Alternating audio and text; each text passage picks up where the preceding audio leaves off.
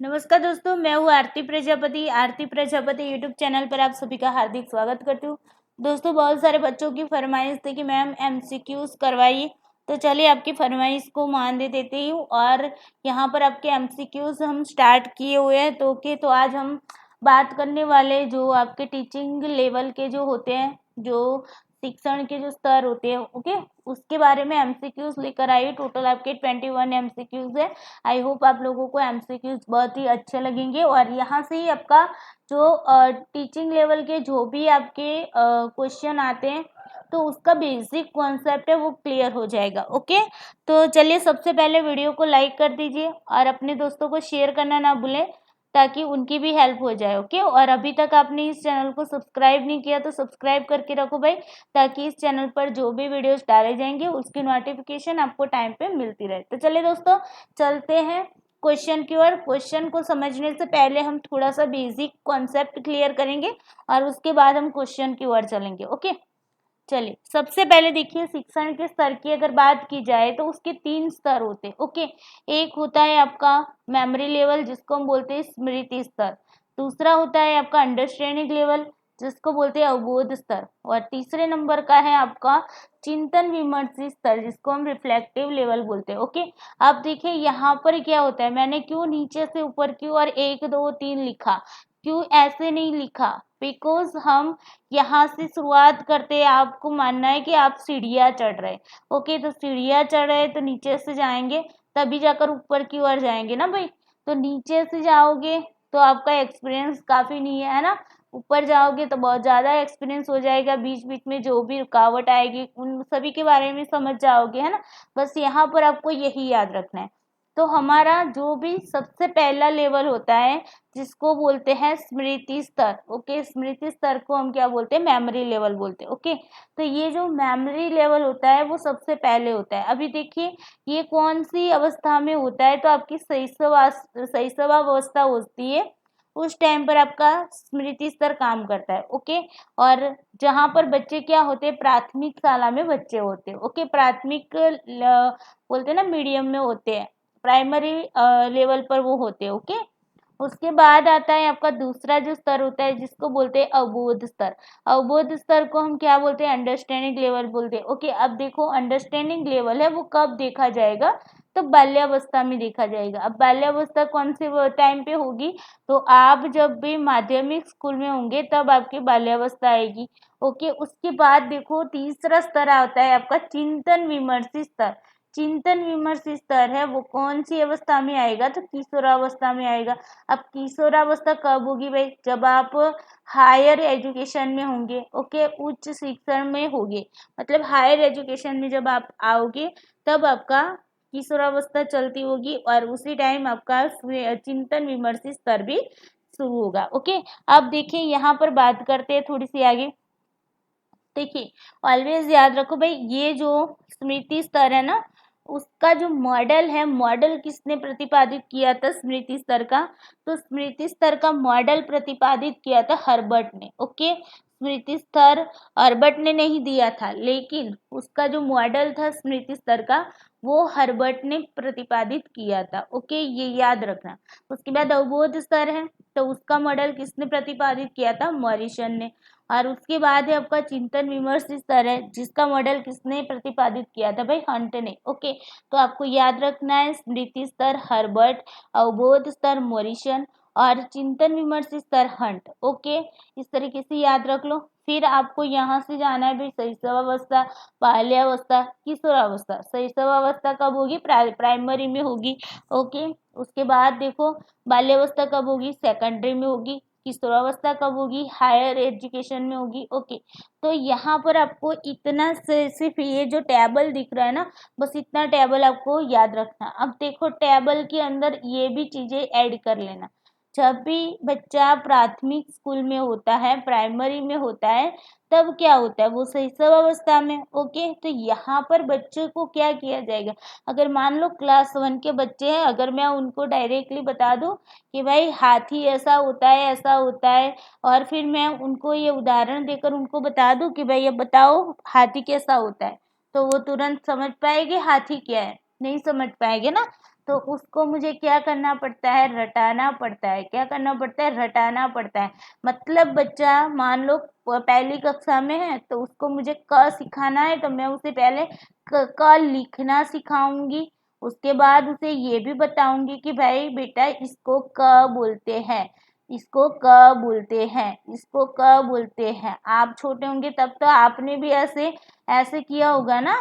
तो इसी तरीके से मैं क्या कर रही हूँ, यहाँ पर बच्चों को रटा रही हूँ। ओके, तो जब भी रटाने की बात आ जाती है तो वो आपका कौन सा लेवल होगा, स्मृति स्तर होगा, जहाँ पर बच्चे को क्या किया जाता है भाई, सिर्फ और सिर्फ रटाया जाता है। A for apple, B for ball, C for cat.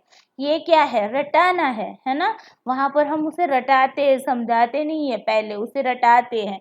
तो जहां पर भी रटाने की बात आ जाए तो याद रखना स्मृति स्तर आएगा। ओके, उसके बाद चलते हैं भाई, बड़ा बच्चा हो गया। ओके, बच्चा प्राइमरी में से सेकेंडरी में आ गया, अब तो वो समझ चुका होगा ना। तो यहाँ पर उसने सारा रट लिया भाई। ओके, उसको पता चल गया भाई ए फॉर एप्पल होता है ना। ऐसे होता है ना, दिल के आकार का होता है भाई एप्पल, थोड़ा सा ऐसा ओके चलिए, ऐसा दिखता है। वैसे दिल जैसा तो नहीं दिखता, लेकिन ऐसा कुछ दिखता है। ओके, तो ए फॉर एप्पल तो उसने रट लिया। अब ये एप्पल, ये है क्या, ओके एप्पल है क्या, तो इसके बारे में उसको समझना पड़ेगा ना, उसको समझाना पड़ेगा। तो वो कब समझेगा, जब वो सेकेंडरी में आएगा। तो सेकेंडरी में हम क्या करते हैं, जो टीचर है वो क्या करेंगे, बच्चे को उदाहरण देंगे। क्या देंगे, उदाहरण देंगे। किसी भी चीज को समझाएंगे, किसी भी विषय वस्तु को समझाएंगे तब उनको उदाहरण देंगे। अब उदाहरण के साथ साथ वो क्या करेंगे, गैर उदाहरण भी देंगे। ओके, उदाहरण तो देते ही हैं, लेकिन साथ में क्या देंगे, साथ में गैर उदाहरण भी देंगे कि भाई देखो इसका मतलब ये होता है और इसका मतलब ये नहीं होता है। मतलब कहने का, उनको लाभ भी बताते हैं। ओके, प्रॉफिट के बारे में भी बताते हैं, लॉस के बारे में भी बताते हैं। यानी कि उसकी अच्छाई भी बताते हैं, किसी भी चीज के बारे में बता रहे हैं तो उसकी अच्छाई भी समझाते हैं, उसकी बुराई भी समझाते हैं। ओके, तो यहाँ पर उदाहरण और गैर उदाहरण देकर शिक्षक जो है वो क्या करता है, बच्चों को यहाँ पर रटाता नहीं है, लेकिन क्या करता है, समझाता है। क्या करता है, समझाता है। ओके, यहाँ पर अब बच्चा क्या करेगा भाई, समझेगा, उदाहरण को समझेगा, गैर उदाहरण को समझेगा। ओके, अब वो बच्चा बहुत बड़ा होने लगा भाई। ओके, बच्चा बड़ा हुआ, हायर एजुकेशन में आया। अब यहाँ पर क्या होता है, यहाँ पर देखो बच्चे ने किसी चीज को रटा भी है, उसको समझा भी है। ओके, उसको उदाहरण गैर उदाहरणों से समझकर वो बड़ा हुआ है। तो यहाँ पर हायर में बच्चा क्या करेगा, हायर में मान लो कि कोई ऐसी समस्या आ गई, तो उस समस्या का यहाँ पर वो समाधान करेगा। क्या करेगा, समस्या का समाधान करता है। किस बेस पर करेगा भाई, समस्या का समाधान कैसे करेगा भाई, उसने अपनी जो भी प्राइमरी से लेकर वो यहाँ तक पहुंचा है, तो उस टाइम पर उसने जो जो कुछ सीखा है, समझा है, उसके बेस पर वो क्या करेगा, किसी भी समस्या को समझने की कोशिश करेगा। और समझ कर वहां पर उस समस्या को सिर्फ समझता नहीं है, उसको सॉल्व भी करेगा। ओके, उसे क्या करेगा, सॉल्व भी करेगा। जैसे कि मान लो कि अगर कोई ऐसी बीमारी आ गई और बच्चों को बोला जाए कि भाई देखो यहाँ पर अब ऐसी बीमारी आ गई, ये खतरा बहुत बढ़ रहा है, तो अब इसके बारे में हमें क्या करना होगा, तो बच्चे यहाँ पर क्या करेंगे, अपनी अपनी राय देंगे। अपनी अपनी क्या करेंगे भाई, राय देंगे। तो वो राय क्या है, वो समस्या का समाधान बता रहे। ओके, तो बस ये 3 चीजें आपको याद रखनी है। स्मृति लेवल में क्या करेंगे, बच्चे को ए फॉर एप्पल रटाया जाता है। अवोध स्तर में क्या है भाई, ए फॉर एप्पल का उदाहरण भी देंगे, उसका गैर उदाहरण भी देंगे। जस्ट एग्जाम्पल है। ओके, ऐसा नहीं होता है ए फॉर एप्पल के बारे में वहां पर नहीं समझाते ना, वहां पर बच्चा बड़ा हो गया है तो थोड़ी सी उसका जो लेवल होगा थोड़ा सा बढ़ जाएगा। ओके, तो यहाँ पर किसी भी चीजों को क्या करेंगे भाई, जो बताते हैं उसका उदाहरण भी देंगे, उसका गैर उदाहरण भी देंगे। फिर बच्चा बड़ा हो गया। ओके, बहुत बड़ा हो गया, कॉलेज लेवल पर आ गया। ओके, हायर एजुकेशन में आया तो यहाँ पर बच्चे को क्या समस्याएं आने लगी, और समस्या किशोरावस्था में आपको पता होगा ना, सबसे ज्यादा बच्चे ना वहां पर स्ट्रगल करते हैं। किशोरावस्था में अपनी बॉडी को लेकर, है ना, फिर अपने रिलेशनशिप को लेकर, तो वहाँ पर वो क्या करते हैं, वहाँ पर स्ट्रगल करते हैं। तो ऐसी सिचुएशन में क्या होता है, बच्चे जो भी समस्या है उसके सामने आती है उसका समाधान करने की कोशिश करते हैं, है ना। तो ये बात हो गई आपकी चिंतन विमर्शी स्तर की। ओके, तो इतना याद रखना है, ये आप ना अपनी नोटबुक में बना लेना। चलिए क्वेश्चन की ओर चलते हैं, रेडी होंगी सब लोग? ओके, आप भी क्वेश्चन का आंसर कमेंट बॉक्स में देते जाना। ओके, चलिए क्वेश्चन नंबर 1 है, पहले हम 1 को देखते हैं। ओके, क्वेश्चन नंबर 1 है कि जिस स्तर में शिक्षण की समस्या का समाधान बच्चों को विषय वस्तुओं को समझाकर किया जाता हो तो वह स्तर कौन सा स्तर है। चलिए यहाँ पर आप समझिएगा, यहाँ पर क्या बताया जा रहा है कि जिस स्तर में शिक्षण की समस्या का समाधान बच्चों को विषय वस्तुओं को समझाकर किया जाता हो। ओके, हमने क्या बताया था, समझाने की बात कहाँ पर आती थी, तो आपको हमने 3 लेवल बताए थे। स्मृति स्तर में रटाया जाता था, अवबोध स्तर में हमने क्या बताया, उदाहरण गैर उदाहरण देकर समझाया जाता है। ओके, तो समझाने की जहाँ पर भी बात आती है, उदाहरण गैर उदाहरण की बात आती है, तो वो कौन सा स्तर होगा, आपका अवबोध स्तर होगा, अंडरस्टैंडिंग लेवल होगा। ओके, तो यहाँ पर करेक्ट आंसर कौन सा होगा भाई, अवबोध स्तर, वो आपका करेक्ट आंसर होगा। उसके बाद नेक्स्ट क्वेश्चन देखते हैं। ओके, देखिए अब आप कहेंगे समस्या के समाधान की बात की गई थी। देखिए यहाँ पर समस्या के समाधान नहीं किया जा रहा है, यहाँ पर समस्या का समाधान बच्चों को विषय वस्तु को समझाकर टीचर कर रहे हैं, बच्चे खुद से नहीं कर रहे हैं। यहाँ पर समझाकर किया जाता हो। ओके, समझाकर किया जाता है, तो बच्चे थोड़ी ना समझाकर किए करेंगे, टीचर होंगे वो क्या करेंगे, किसी विषय वस्तु को समझाकर समस्या का समाधान कर रहे हैं अभी। ओके, टीचर कर रहे हैं, टीचर की ओर से अगर कर रहे हैं तो वो क्या आ जाएगा, आपका अवबोध स्तर आएगा। लेकिन अगर बच्चे खुद से समस्या का समाधान करते हैं तो वो आपका चिंतन विमर्श स्तर होगा। ओके, चलिए नेक्स्ट क्वेश्चन है, क्वेश्चन नंबर 2 लगाइए।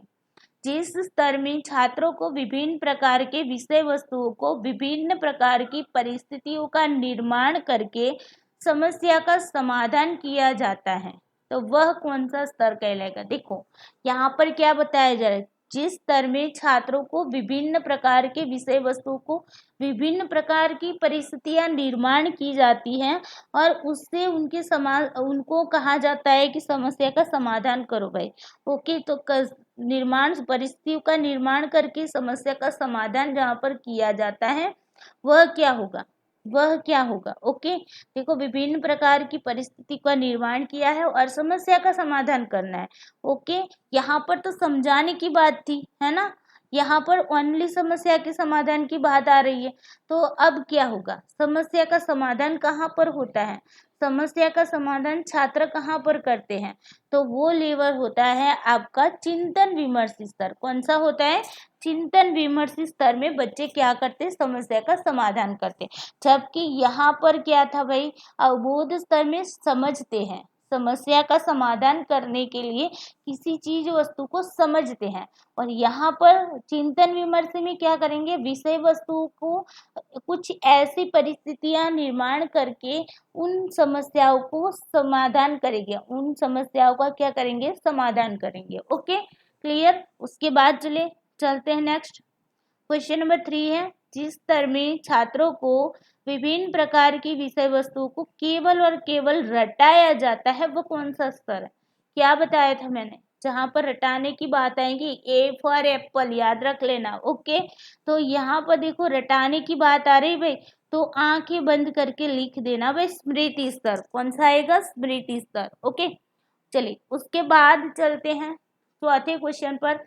निम्नलिखित में से कौन सी समस्यात्मक परिस्थिति डीबी की समस्यात्मक परिस्थिति में आती। अब देखो ये डीबी है ना, डीबी जो एक शिक्षण शास्त्री है, उन्होंने समस्यात्मक परिस्थिति के बारे में उन्होंने एक मॉडल दिया था। ओके, तो उन्होंने समस्यात्मक परिस्थिति के बारे में बताया था, उसमें उन्होंने पथ रहित परिस्थिति को बताया था। कौन सी, पथ रहित परिस्थिति। ओके, ये आपके टीचिंग लेवल का क्वेश्चन नहीं है, लेकिन इसमें जोड़ा गया था। मैंने जब क्वेश्चन बनाए थे तब इसको, उसके जो भी मेरे वीडियोस हैं, तो वीडियोस के बेस पर 2-3 क्वेश्चन रह गए थे, तो मैंने यहाँ पर टीचिंग लेवल में डाल दिए थे। ओके, तो कोई बात नहीं, तो यहाँ पर पथ रहित परिस्थिति आएगी। ओके, चलिए क्वेश्चन नंबर 5 लगाओ। क्वेश्चन नंबर 5 है, चिंतन विमर्शी स्तर के संदर्भ में कौन सा कथन गलत है। यहाँ पर आपको कथन गलत है ये ढूंढना है। क्या ढूंढना है? गलत कथन को ढूंढना है। ओके, याद रखना एग्जाम के टाइम भी ऐसे ही क्वेश्चन आते हैं और हम यहाँ पर ही गलतियां करके आते हैं। ओके, तो यहाँ पर गलत की बात की गई है, तो चले देखते हैं। सहयोग, सामाजिक संवेदनशीलता तथा सहानुभूति का वातावरण होता है। ओके, चिंतन विमर्शी स्तर में क्या क्या होता है। फिर उसके बाद देखो यहाँ पर गलत क्या है, એટલે क्या नहीं है ये ढूंढना है। तो क्या नहीं कब मिलेगा? 4 ऑप्शन है, तो 4 में से कोई एक ही गलत होगा, है ना। 4 है, उसमें से कोई एक ही गलत होता है, बाकी के जो 3 होंगे वो क्या होंगे? जो भी क्वेश्चन में जिसके बारे में पूछा गया उसके फेवर में होंगे, है ना। तो एक को गलत करने के लिए हमें चारों को देखना पड़ेगा। पहले 3 को ढूंढ लो भाई, तो ऑटोमेटिकली एक निकल जाएगा। तो देखो, सहयोग, सामाजिक संवेदनशीलता तथा सहानुभूति का वातावरण होता है। उसके बाद दूसरा है, कक्षा का वातावरण पूर्ण रूप से खुला और स्वतंत्र होता है। तीसरा है, छात्र क्रियाशील और स्वप्रेरित होते हैं। और चौथा है, छात्रों के समाजीकरण का दृढ़ आधार नहीं है। चिंतन विमर्शी स्तर जो है वो क्या है भाई, यहाँ पर ये बताया गया है कि छात्रों के समाजीकरण का दृढ़ आधार नहीं है। ओके, अब देखिए यहाँ पर चिंतन विमर्श स्तर में सहयोग मिलेगा कि नहीं, अपने अपने दोस्तों से सहयोग मिलेगा कि नहीं, होगा। ओके, सामाजिक संवेदनशीलता आ जाती है किशोरावस्था में बच्चे के अंदर। ओके, बच्चे के अंदर क्या आ जाती है? सामाजिक संवेदनशीलता आ जाती है किशोरावस्था में। वहां पर वो किसी को अपना आइडल मानने लगता है। ओके, किसी पर्सन हो या फिर कोई भी चीज हो, उसे वो अपना आइडल मानने लगता है। आइडल मानकर उनके विचारों के आधार पर वो चलने लगता है। ओके, तो यहाँ पर सहयोग भी होगा, सामाजिक संवेदनशीलता भी होगी, सहानुभूति का वातावरण भी होगा। ओके, तो ये तो सही है भाई, ये तो सही है, तो हमें तो ढूंढना गलत है। ओके, तो ये हमारा अभी यहाँ पर हमारे क्वेश्चन के अकॉर्डिंग गलत हो गया। ओके, चलो, कक्षा का वातावरण पूर्ण रूप से खुला होता है, स्वतंत्र होता है। यहाँ पर स्वतंत्रता दी जा रही है ना। समस्या का समाधान खुद से करता है बच्चा, तो कब करेगा? जब उसे स्वतंत्रता दी जाएगी तभी करेगा ना। अगर बच्चे को बांध के रखो तो कैसे समस्या का समाधान करेगा, है ना। तो यहाँ पर समस्या का समाधान बच्चा खुद से कर रहा है। ओके, तो यहाँ पर जो कक्षा का वातावरण होता है पूर्ण रूप से क्या होता है? खुला भी होता है, स्वतंत्र भी होता है। तो यहाँ पर तो हमें गलत ढूंढना है, ये तो सही वाला है, तो इसको भी काट लो भाई। अब देखो, छात्र क्रियाशील और स्वप्रेरित होते हैं। स्वप्रेरित का मतलब क्या होता है? खुद से प्रेरित होते हैं, खुद से मोटिव होते हैं कि नहीं होते हैं? तो बताओ, किशोरावस्था में आपने भी लाइफ जी होगी, है ना। कुछ लोग होंगे जो अभी किशोरावस्था में ही जी रहे हैं, तो उनको पता होगा कि खुद से मोटिव होते हैं कि नहीं होते हो भाई, है ना। तो यहाँ पर ये तो सही है। तो यहाँ पर मतलब चिंतन विमर्श स्तर के बारे में अगर उसके फेवर में देखा जाए तो ये तो सही है, तो हमें तो गलत ढूंढना है, तो ये भी कट गया हमारा। अब रहा कौन सा? Is the correct answer. क्या कह रहा है? छात्रों के समाजीकरण का दृढ़ आधार नहीं। अरे भाई, छात्रों के समाजीकरण का तो दृढ़ आधार होता है, वहां पर से तो बच्चों का समाजीकरण होता है, बच्चे समस्या का समाधान करना सीखता है, किसी को आइडल मानता है, आइडल मानकर अपनी लाइफ को आगे बढ़ाता है। तो मतलब यहाँ पर उसका समाजीकरण का दृढ़ आधार होता है ये चिंतन विमर्शी स्तर, है ना। तो ये वाला आपका क्या है? गलत है, यहाँ पर नहीं है बताया है, इसीलिए ये गलत हो गया। ओके, तो यहाँ पर D is the correct answer. चलिए उसके बाद देखो क्वेश्चन नंबर 6 को देखते हैं। क्या बता रहे हैं कि एक शिक्षक कक्षा में कोविड-19 में लोगों को कोरोनाग्रस्त होने से किस तरह से बचाया जा सकता है, उसके बारे में बच्चों को पूछता है। तो यह कौन सा स्तर का उदाहरण है? चलिए बताइए, यहाँ पर क्या बताया जा रहा है। एक यहाँ पर क्वेश्चन में एक उदाहरण दिया है, क्वेश्चन में दिया है। ओके, क्वेश्चन में उदाहरण के रूप में यहाँ पर प्रस्तुत किया गया है क्वेश्चन, और यहाँ पर ये बताया जा रहा है कि एक शिक्षक है, वो कक्षा में बच्चों को बोल रहे हैं कि भाई कोविड-19 में जो लोगों को कोरोनाग्रस्त होने की से जे कोरोनाग्रस्त होने से किस तरह से बचाया जा सकता है। ओके, तो वो क्या होगा, कौन से स्तर में ये पूछा जा सकता है। ओके, अभी देखो रटाने की बात में तो ये पूछा नहीं जा सकता, बच्चे खुद से कुछ आता तो है नहीं, तो वो कहाँ से बताएंगे कुछ।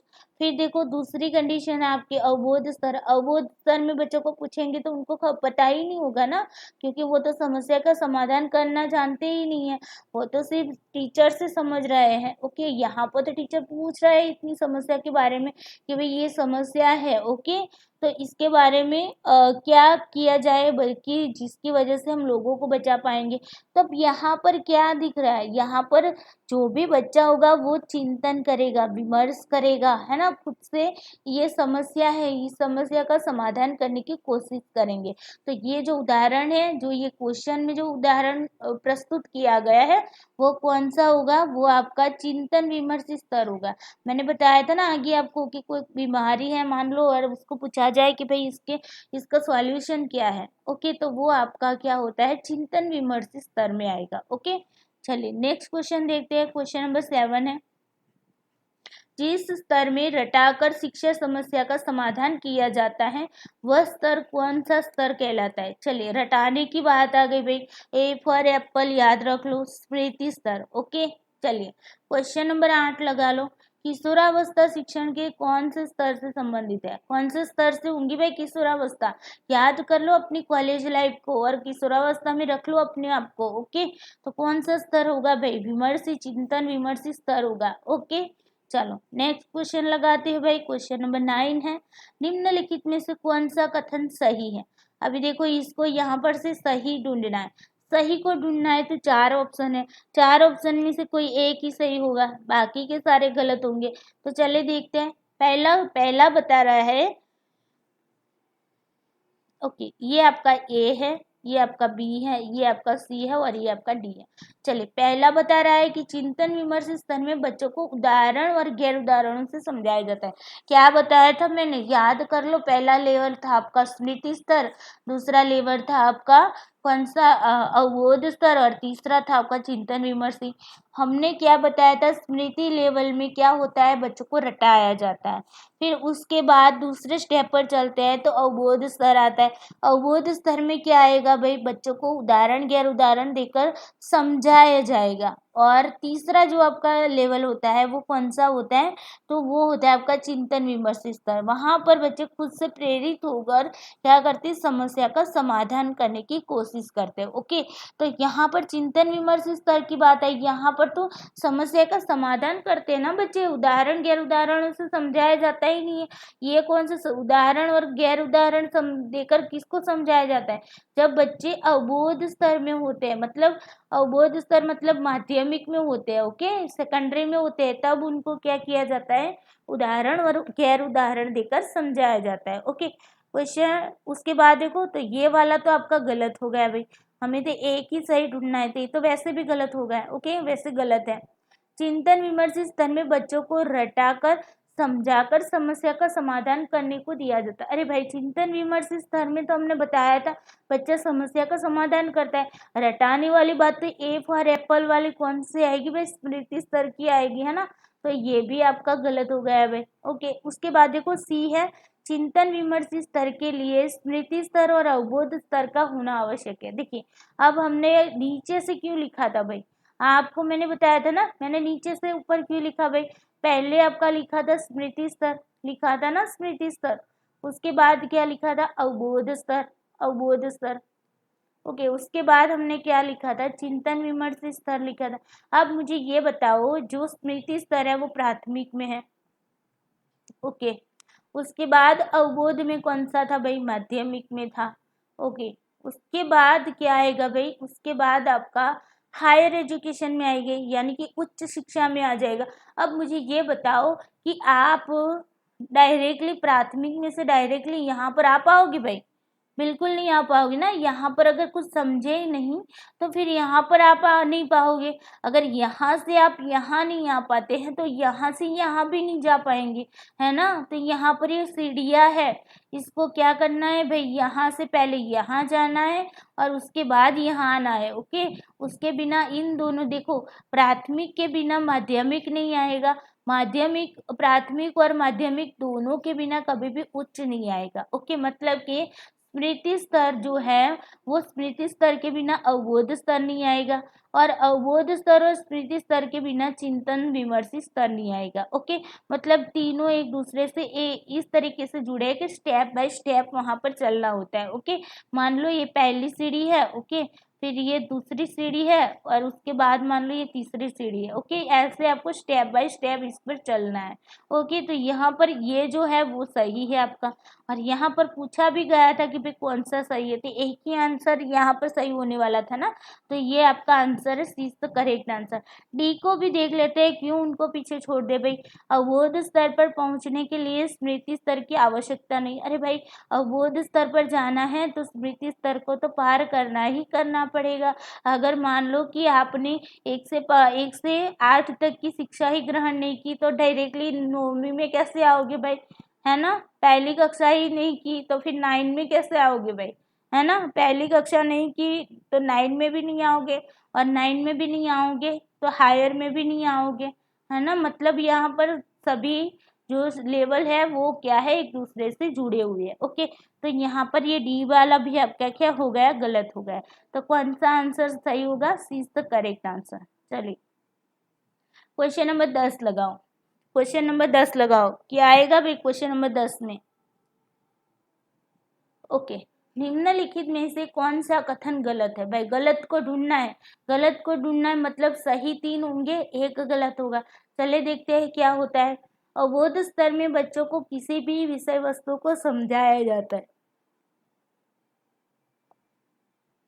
चलिए, ये बात सही है कि नहीं, अवबोध स्तर की बात है, समझाने की बात है, क्या सही है कि नहीं, बिल्कुल सही है। ओके, तो ये वाला तो सही है, तो ये कट गया भाई। चलिए, चिंतन स्तर में बच्चों को विषय वस्तु को स्वतर्क के माध्यम से समस्या का समाधान करना सिखाया जाता है। ओके, चलिए यहाँ पर समस्या का समाधान वो भी स्वतर्क से, खुद से तर्क करके। ओके, खुद से प्रेरित होकर खुद से तर्क करके। ओके, तो यहाँ पर समस्या का समाधान करना सिखाया जा रहा है, तो मतलब यहाँ पर चिंतन स्तर है, तो ये भी सही है ना। चिंतन स्तर भी यही होता है ना, समस्या का समाधान करना सिखाया जाता है ना। तो फिर ये तो आपका गलत हो गया, यहाँ पर तो हमें गलत ढूंढना है ना भाई, इसलिए ये गलत हो गया। चलिए, तीसरा वाला क्या कह रहा है कि स्मृति स्तर में बच्चों को उदाहरण देकर किसी भी विषय वस्तु को सिखाया जाता है। भाई, उदाहरण की बात कहाँ पर की थी हमने, उदाहरण की बात हमने आपको अवबोध स्तर में की थी। कौन से स्तर में, अवबोध स्तर में।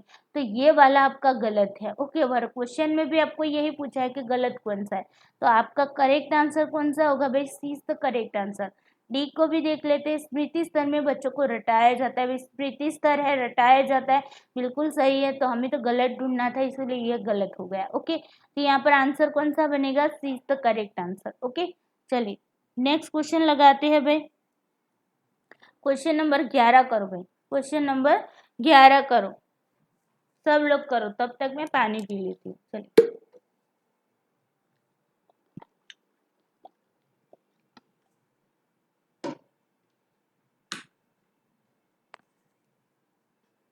चलिए क्वेश्चन नंबर 11 बोल रहा है भाई कि किसी बच्चे को हाथी का चित्र दिखाकर बार बार बताया जाता है कि यह हाथी का चित्र है, तो यह शिक्षण के कौन से स्तर का उदाहरण है।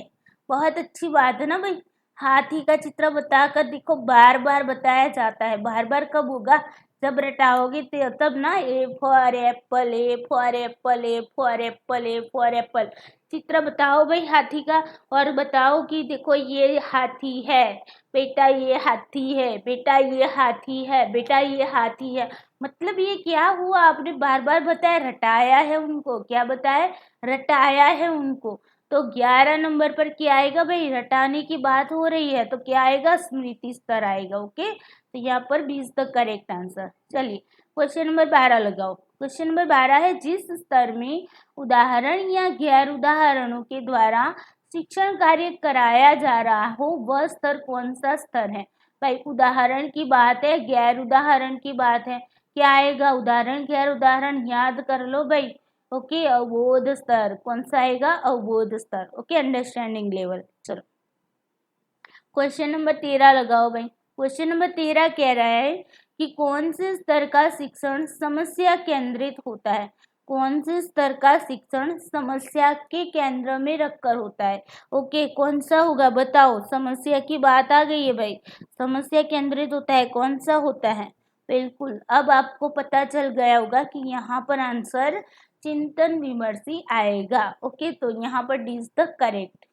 चले, शिक्षण में व्यक्तिगत समस्या के समाधान के लिए कितनी आयामों का अनुसरण किया जाता है।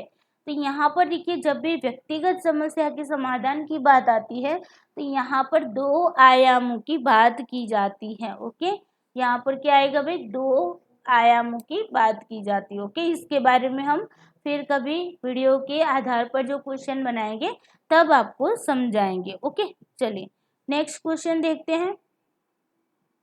क्वेश्चन नंबर 15 लगाओ। जिस स्तर में छात्रों को विभिन्न प्रकार की विषय वस्तुओं को समझाया जाता है वह स्तर कहलाता है। बताओ भाई, समझाने की बात कहाँ पर आती है, समझाने की बात कहाँ पर बताई। बिल्कुल सही, अब आपके दिमाग में आंसर भी आने लगे है ना। अवबोध स्तर, समझाने की बात आती है, उदाहरण गैर उदाहरण देकर समझाने की बात आती है तो अवबोध स्तर आएगा भाई। ओके, चलिए क्वेश्चन नंबर 16 लगाओ। शिक्षण के कौन से स्तर में बच्चा सीखे हुए तथ्यों एवं सामान्यीकरण की जांच करता है और नए तथ्यों की खोज करता है। भाई देखो, शिक्षण का ऐसा कौन सा स्तर है जिसमें बच्चा सीखे हुए तथ्यों को एवं जो भी सामान्यीकरण है, जो जनरलाइज की गई बातें हैं उसकी जांच करते हैं और नए तथ्यों की क्या करते हैं भाई, खोज करते हैं। बताओ कौन सा स्तर होगा, अपने दिमाग का इस्तेमाल करो, यहाँ पर कौन सा होगा। तो यहाँ पर आपका क्या आएगा भाई, चिंतन विमर्श स्तर आएगा, है ना। जांच कहाँ पर करेंगे भाई, जनरलाइज की हुई बातों को जांच कब कर पाएगा बच्चा, जब कुछ समझा होगा, समझने के बाद वो बड़ा होगा, समस्या को समाधान करने की उसके अंदर एबिलिटी आ जाएगी, उसके बाद वो किसी भी चीज़ों की जांच कर पाएगा, है ना। और उसके बेस पर वो कुछ नया ढूंढ पाएगा। नया ढूंढना मतलब समस्या का समाधान करता है और उसके बेस पर वो कुछ नया ढूंढता है ना। तो यहाँ पर आंसर क्या आएगा, चिंतन विमर्शी स्तर आएगा। यहाँ पर अपनी दिमाग का इस्तेमाल करना होता है। ओके, तो यहाँ पर यूजीसी नेट में ऐसे ही क्वेश्चन डाल देते हैं। चलिए क्वेश्चन नंबर 17 है। शिक्षण में कोई छात्र अपनी अभिव्यक्ति, धारणा, विचार, मान्यता तथा ज्ञान के अनुसार समस्या समाधान के लिए विचार या तर्क करता है तो वह किस स्तर पर होगा। अब तो आपको 100% आ गया होगा, है ना। अब तो किसी का भी आंसर गलत नहीं होगा, क्योंकि देखिए यहाँ पर समस्या के समाधान की बात की गई है, विचार तर्क करने की बात की गई है। तो आपको पता ही है, ये जो विचार करना, तर्क करना, समस्या का समाधान करना, ये सारी चीजें बच्चे कहाँ सीखता है, चिंतन विमर्शी स्तर में सीखता है। ओके, चलिए उसके बाद क्वेश्चन नंबर 18 है। एक शिक्षक बच्चों को प्रश्न पूछता है कि बच्चों, गांधीनगर, भोपाल, जयपुर, इलाहाबाद, ओके, में से कौन सा शब्द गलत है। यहाँ शिक्षक शिक्षण के किस स्तर पर कार्य कर रहा है। देखिए यहाँ पर शिक्षक है, बच्चों को पूछ रहा है कि भाई बच्चों, गांधीनगर, भोपाल, जयपुर और इलाहाबाद है, इनमें से कौन सा शब्द गलत है। अब देखो बच्चा कब इसका आंसर दे पाएगा, कब दे पाएगा, ये क्वेश्चन टीचर ने पूछा है तो कब दे पाएगा, जब उसने किसी बात को समझा होगा, जब उसने गैर उदाहरण को समझा होगा, तभी जाकर वो क्या करेगा, इसका आंसर दे पाएगा। तो यहाँ पर टीचर कौन से लेवल पर काम कर रहा है, कौन सा लेवल पर काम कर रहा है, बिल्कुल अवबोध स्तर पर, है ना, अवबोध स्तर पर काम कर रहे हैं। यहाँ पर बच्चा कितना समझा है ये देखा जाता है। ओके, और बच्चे को जो समझना है वो यहाँ पर उसे समझना है कि भाई ये गांधीनगर है, भोपाल है, ये जयपुर है और ये इलाहाबाद है। ओके, तो इनमें से कौन सा एक अलग हो रहा है, ये उनको ढूंढना था, है ना। तो उसके लिए वो समझा होगा तभी कुछ बता पाएगा। तो यहाँ पर क्या है भाई, समझने की बात आ जाती है तो वो हो जाता है आपका अवबोध स्तर। ओके, चलो और क्वेश्चन नंबर 19 लगाओ, सॉरी 19 लगाओ। ओके, गुजराती में 19 बोलते हैं। ओके, तो आप लोगों को पता है मैं गुजराती हूँ, तो कभी कभी आ जाते भाई वर्ड्स, है ना ऐसे। चलिए 19 नंबर का क्वेश्चन लगाओ कि एक शिक्षक कक्षा में बच्चों को उदाहरण देकर किसी पाठ को पढ़ाता है तो वह शिक्षण का कौन सा स्तर कहलाएगा। अब तो 100% बच्चों को आया होगा आंसर। अब ये आपका आंसर कभी गलत नहीं हो सकता, मुझे ट्रस्ट हो गया है आप लोगों पर। ओके, उदाहरण की बात की गई भाई, अब बोध स्तर को लगा लो। ओके चलो क्वेश्चन नंबर 20 है।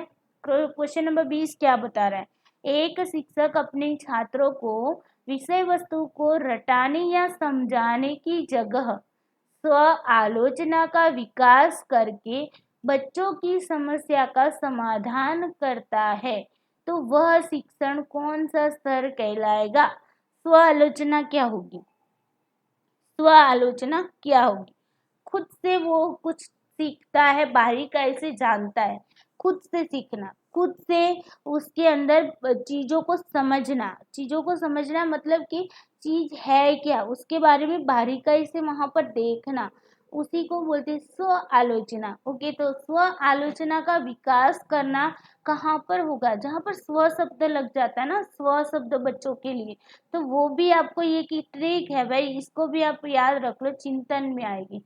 स्व वर्ड जहाँ पर भी लगेगा वहां पर बच्चे के लिए अगर पूछा गया है तो बच्चे के लिए स्व की बात आ जाएगी, तो वहां खुद से बच्चा करता है, तो खुद से बच्चा कब करेगा, चिंतन विमर्श स्तर में ही करेगा। ओके, तो यहाँ पर समस्या का समाधान किया जा रहा है, लेकिन शिक्षक जो है वो विषय वस्तु को रटाने या समझाने की जगह, देखो यहाँ पर बताया रटाए या समझाने की जगह वह क्या करता है, स्व आलोचना का बच्चे के अंदर विकास करता है और उसके द्वारा बच्चे की समस्या का समाधान करता है।